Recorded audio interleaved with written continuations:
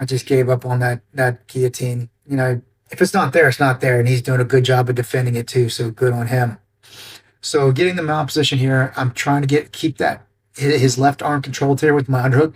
See me trying to work his arm up right there. It's kind of got his arm caught in there, and I'm probably squeezing on that. Yeah, I don't know. Maybe look, we've all got injuries. Like if you put my arm in that situation, I'll probably tap. If my thumb is touching my shoulder, I'll probably tap.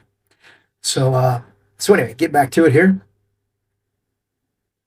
He's trying to control my feet here for crossing my feet up for a pass, and see, I'm just making a wedge there in his hip. I would at this point, I want to try to see, yeah, pushing at his left arm behind it, limiting his movement, and that way I can make wedges to move my hips back in to try to bring my legs back in. You see, I try to wiggle out my hips out to the left there. That's what I want to be pushing on his hips right there to try to shrimp out and bring my legs back into the fight.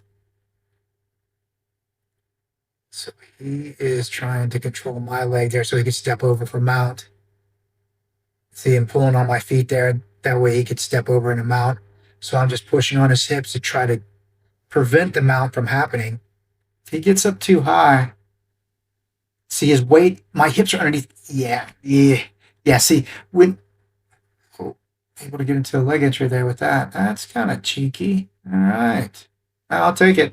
See, Aaron started to get his weight up on top of me.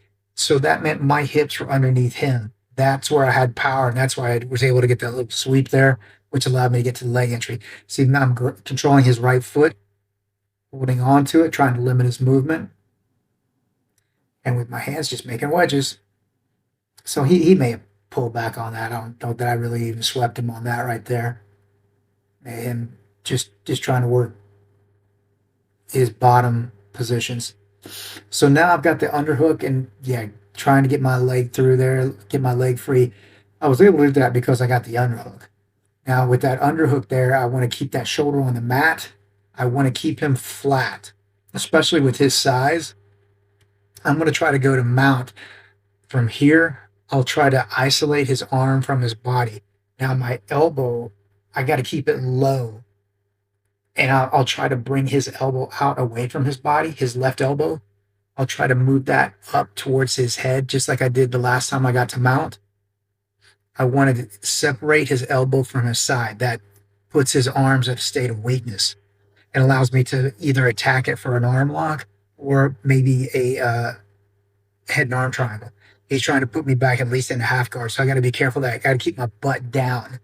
He's able to get under my hips with his right elbow there. He can bump me up and get me at least to half guard.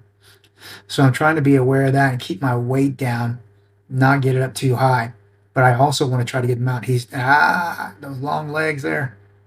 All right, he's controlling my foot there. Actually, I was pretty lucky that I didn't get put in half guard there. Actually, very lucky.